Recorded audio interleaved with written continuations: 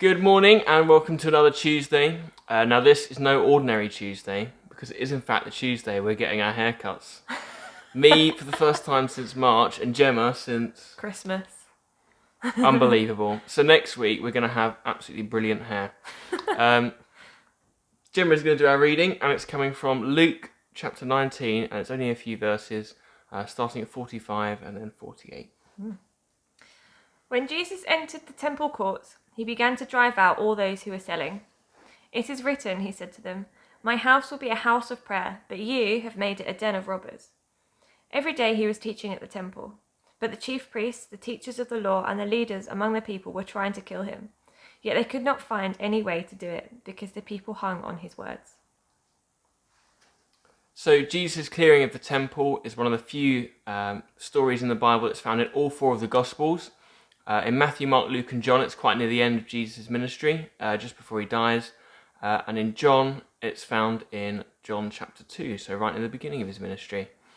So this passage is quite well known, but one thing that really struck us as we were preparing for this was how graphic and physical and violent it is, certainly in John's Gospel, and then the contrast between the two.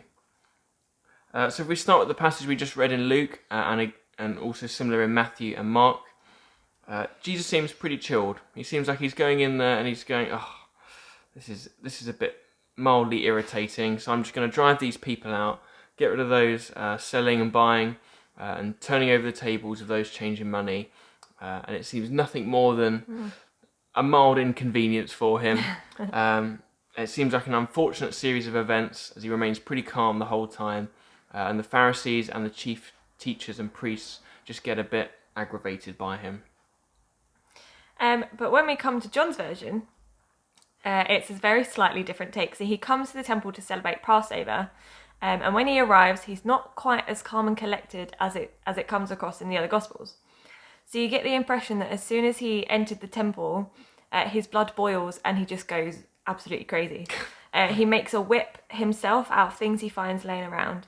In John's Gospel, it says he makes it out of cords, and starts causing chaos, driving out the cows, the sheep, the doves, and throwing the tables of the money changers everywhere, with the coins spinning all over the floor. And I don't think I could drive a cow out on my own, out of anywhere, without being unscathed, let alone many cows and sheep and birds and a bunch of angry businessmen. So it would have taken a lot of skill and courage and bravery. It would have been I guess. impressive. It would have been very impressive for Jesus Probably to do quite that. scary if you were there, mind you. Yeah. But so this story is presented in two very different ways, in the Synoptic Gospels and then in John. And we could spend a long time debating why that is, discussing the significance and the emphasis of each of the Gospels. But the thing that really just struck us was it would have been, regardless of what Gospel you look at, this story would have been quite a graphic, quite an intense, quite a violent situation. It's quite far removed from the meek and mild Jesus that we often see. And so instead of being meek and mild, he was consumed with zeal for his Father's house. And so to finish, a fantastic quote that I used in one of my essays at uni. It's, "Rather than solemn dignity and the murmur of prayer, there is bellowing of cattle and the bleating of sheep. Instead of brokenness and contrition, holy adoration and prolonged petition, there is a noisy commerce in the temple." And Jesus is having absolutely none of it. So those are our brief thoughts about Jesus clearing the temple. Have a fab week, and we're going to go and get a haircut. Bye. See you later.